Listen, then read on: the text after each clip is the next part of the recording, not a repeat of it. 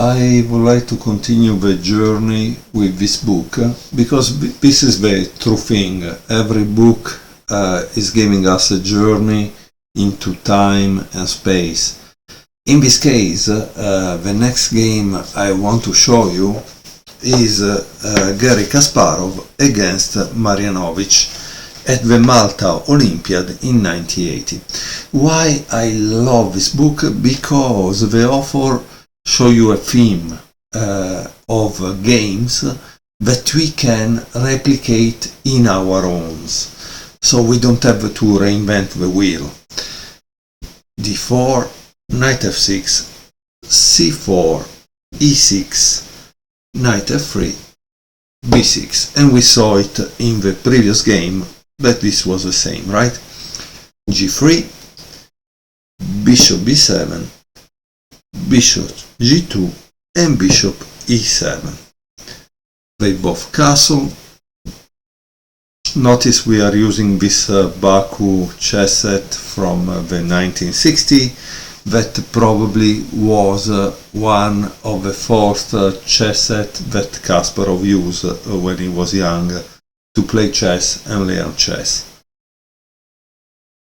At this point I find the next move by Kasparov kind of interesting.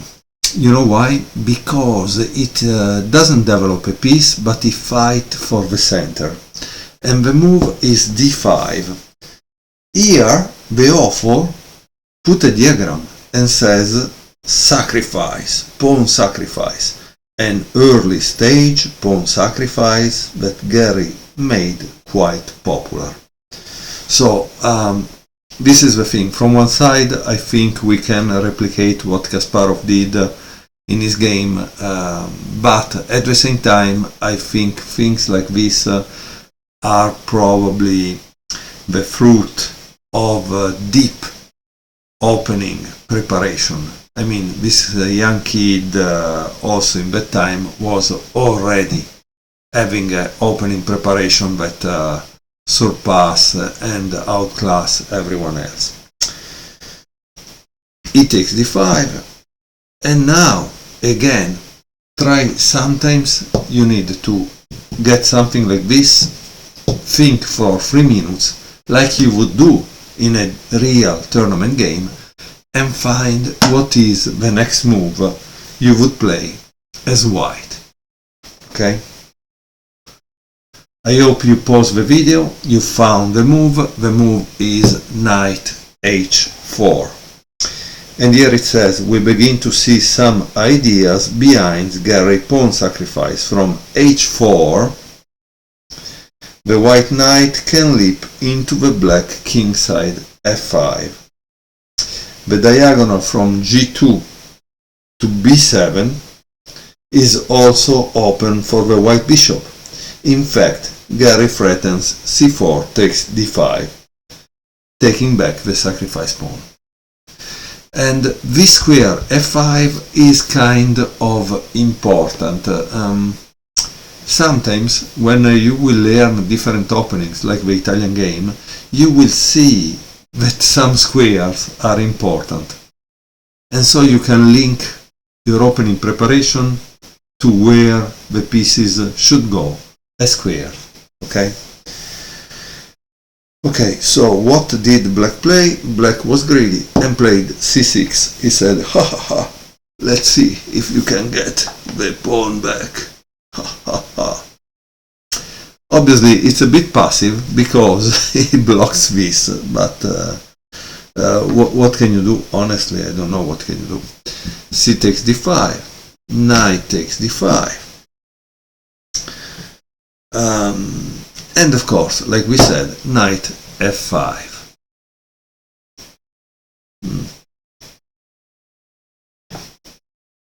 Very interesting. So what is black's now plan? Because what is he going to do? This side is a kind of blocked. Luckily also white side is kind of not developed. But he will have to solve this problem. Okay, so in the game black played knight c7. White start to develop, knight c3, d5, or trying to solve a problem of this, because probably you want to play knight here. But does Kasparov give him time? It seems not. And look how this bishop, because at a certain point, you guys, you need also to stop, pause, and appreciate the position. Ask yourself what each piece is doing. What is this piece doing here? Because it's not doing much, right? It's like a pawn. I don't know. Okay, so what did Kasparov play in this position? What do you think he played? Try to pause the video and find out, because this is important. He played e4. This is obviously to open the center, okay? When you have an opening advantage, you try to open the center to get more activity in the attack. Bishop f6, e takes d5, c takes d5, and bishop f4. So at this point you can pause and count the material. The material is in black's advantage, right? Because he has 6 pawns against 5.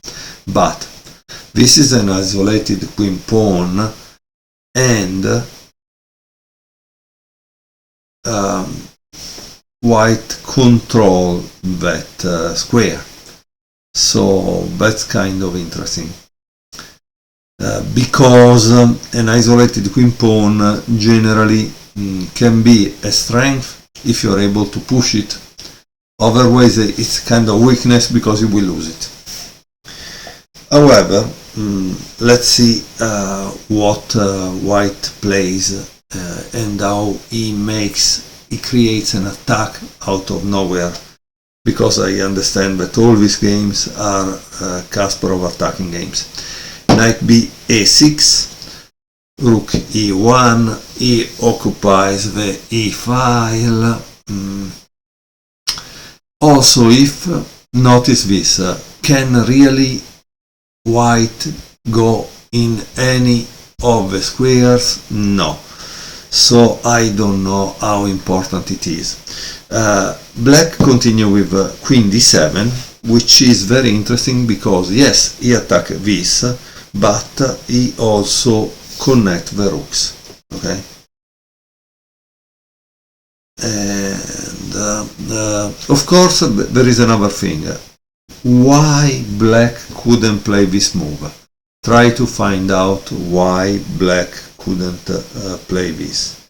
Okay, because and here try to visualize, because you need to visualize. Rook takes e8, check. Queen takes e8. Knight d6, forking the queen and the bishop. At this point he must go to defend. He cannot go in c8 from here because the knight d6 control c8, so he must go on b8. But if you go on b8, knight b6 takes on b7, queen takes b7, and then there is knight takes d5. You cannot take back because this bishop then would give you a problem. So white would take the material back if you make this move, and that's why black prefer to play queen d7.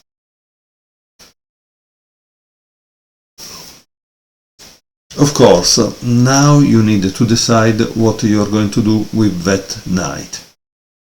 Are you going to defend it, or are you going to move it? In the game, Garry played bishop h3, okay? And of course, now there is a discovery attack here, knight e7, check, and he would gobble this, right? So, or knight h6, check, and would take this. So you obviously need to take into consideration this. Black did, and unfortunately he didn't play the right move. The right move was probably this one, but instead black decided to move the king out of the way. Okay, now you must remember one thing, that generally the best way to organize your pieces is when they defend each other. Here the queen is unprotected, so Kasparov take advantage of it. How? Knight e4. Boom! Amazing, right?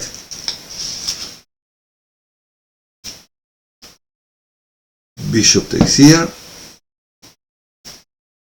So imagine black is winning more material, but once more, guys, please take your clock, turn it out, think for 3 minutes, and decide what is your next move as white.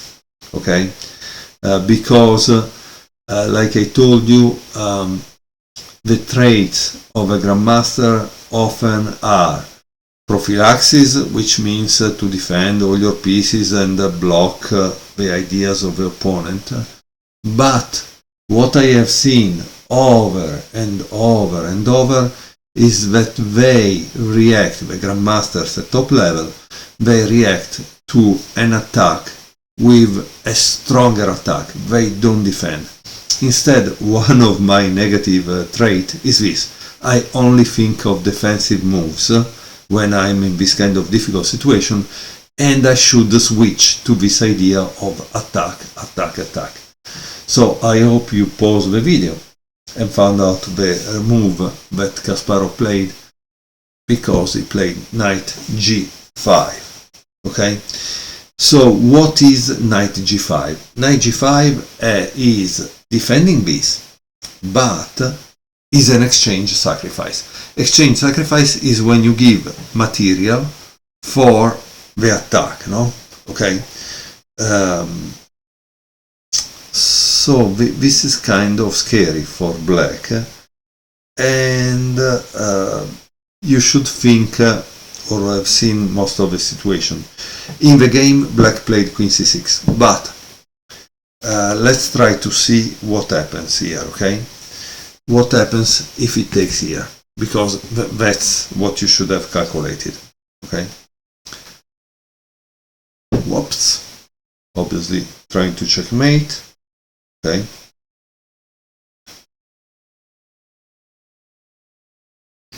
And after this, there is this. So you are not going to escape. Here there is not only the checkmate, but notice also this. So I don't know what could black do. Yeah, h6 is the only way. Attack. And I don't know, g6, trying to attack here, but again it doesn't work because there is a double check, right? Check, check. And after this, there is this. And after this, this, check. Oh.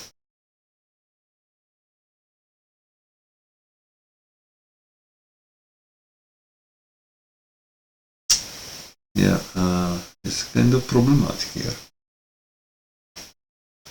So if he makes this, check, block, check,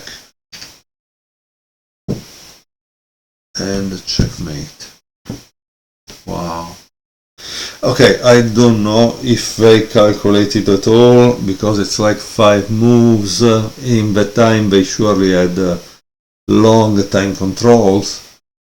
So yeah, I think they had the time to calculate all these kind of sequences. Let me bring the position back, okay? Okay, I think I put the pieces back in place.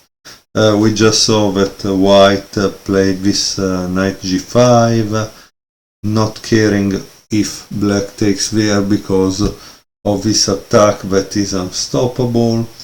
And in the game he played this move.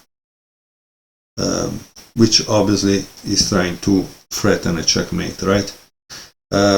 So what did Kasparov play in this situation? Okay, again, I think you should pause for a minute or 3 minutes and try to find out what is the next move played by Kasparov, because in this way you will definitely improve your chess. It's a kind of guess the move, okay? What are you playing now as white? He played knight e7. Again, he leaves this and pre, he doesn't care. He attacks this, yes, but the real goal of this move is to take this square away. Okay? So this is the most important thing. How does black continue? He tries queen f6, obviously, but once more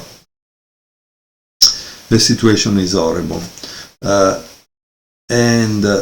Again, as you can see, at this point Kasparov doesn't care about this rook. He cares to attack. So if you were white, what would you play at this point? Kasparov played this. Knight takes h7. This is a very important sacrifice because it takes away a bodyguard, right, from the king. And so this can come into the attack, and remember that this took away this square. So honestly, I think I had a similar game in tournament where I played the similar thing, and my opponent that was winning material lost the game. So that was kind of amazing, yeah. Okay, obviously black tried to play this because he removes the queen, but he doesn't want to take this and open the file, right? Okay, but obviously at this point, do you really want to exchange? No, I don't think so, right? So what are you going to play? This is probably very simple because it's queen h5. Okay, g6, queen h4, and of course at this point I don't know if black really had much to do, but the game was over because he played knight f6 and black resigned. At this point you guys need to calculate what happens after this, right? Because if you play this, is going to escape, right? So you cannot do that. What do you play? This is the move. Tack. And can you see the final checkmate? Yes, I'm sure you can, because this is the end, or if black wouldn't have resigned. I hope that you enjoyed this game from this beautiful book. I really love the way Grandmaster Henley writes in his books. It's very clear, very simple. He points out at critical moments in the game. Try to give it a try. It's a pity he didn't write many more books because he clearly is a good teacher. Thank you very much for watching.